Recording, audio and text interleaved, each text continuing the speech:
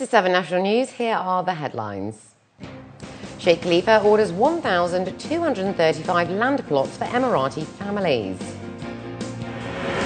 Princess Haya grants her official patronage for Dubai Ladies Masters. And Djokovic wins Wimbledon title.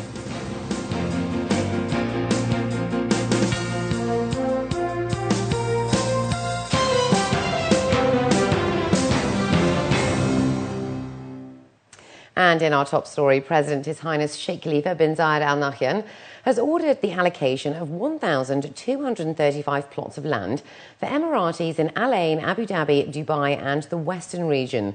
The directives come in line with Sheikh Khalifa's keenness to provide a dignified and stable life for all Emiratis, according to the government's news web portal WAM.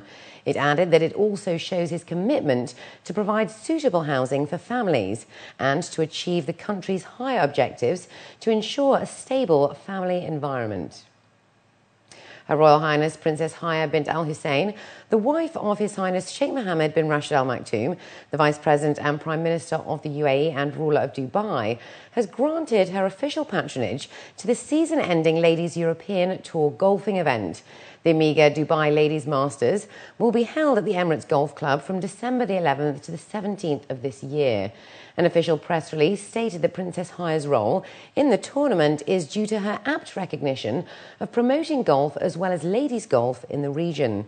The princess is a role model for women around the world, as she's a former athlete, a humanitarian, a member of the International Olympic Committee, a UN Messenger of Peace, and the president of the International Equestrian Federation. Now, PPP, or private-public sector partnerships, have seen steady growth in the UAE, the most recent example being the DEWA Decree Amendment, which in effect has suspended DEWA's exclusive right to generate electricity and produce or treat water. With this change in legislation, private companies can now develop independent power and water projects to meet the Emirates' increasing energy demand. June Wrigley has this report.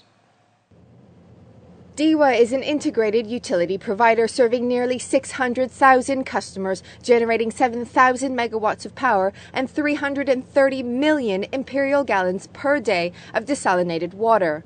This may sound like a lot, but for the growing population of Dubai, this is simply not enough. We're seeing a really seismic development of electricity and water, and a very necessary one, resulting from the restructuring that's needed in the region.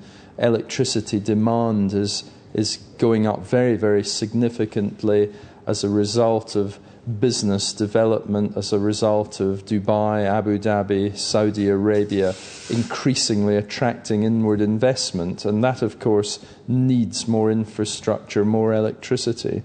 So it's not just a UAE thing, it's a Middle East-wide thing.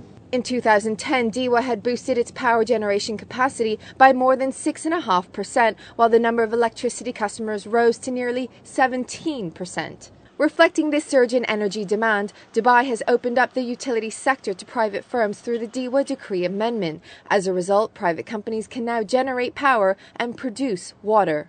It's a very well tried and tested concept of public and private partnership, where the government gives out to private contractors, people who provide the electricity turbines, people who provide the equipment, the know-how, the technology, the people. It's a partnership which enables the government to draw in the very highest quality resources of people and machinery to develop relatively quickly an independent water and power plant which can service the needs of a local community or a region. This $1.5 billion or 5.5 billion dirham private investment in water and electricity production is a first for Dubai. However, in this closely supervised PPP model, DEWA will continue to be the sole buyer of any output. What the IWPPs bring and what the restructuring of the electricity industries bring generally is greater security of supply, more volume, more electricity produced, which hopefully in the medium term should lead to lower prices. Dubai's first IWPP is a proposed 1,500 megawatt power generation and desalination plant located in Hasyan. This additional outlay of power will undoubtedly be welcome. It's all part of a much broader plan, and in the Middle East, and particularly in the GCC, each country has its own 2030 vision, and that vision includes a balanced, environmentally friendly portfolio of power supply, be it nuclear, be it renewables, be it gas, and really trying to reduce the dependence on burning heavy fuel oil. However, even though the Emirate is strategically planning to provide for the increases in energy demand, this doesn't mean we as consumers should slow any of our conservation efforts. June Wrigley, 7National News. And over in the capital, Abu Dhabi's hotels and hotel apartments showed a strong performance for the first 5 months of the year, with hotel guest numbers climbing 10% from January to May. The latest figures released showed occupancy levels rose by 10% compared to the same period last year. Revenues were up 6% to 1.9 billion dirhams, and the average length of stay jumped by 15%. Officials say that lower prices for average room rates of 15% a year on year for high-quality stays has boosted their appeal. The Department of Economic Development seized 245,000 counterfeit goods during the first half of the year, according to officials. According to a local paper, the confiscated goods comprised of top clothing brands, shoes, perfumes, glasses, electronics, food and construction materials. They added that 1,370 fines were carried out after the inspection of 4,000 shops across Dubai, mainly in Karama, Burdubai and Deira.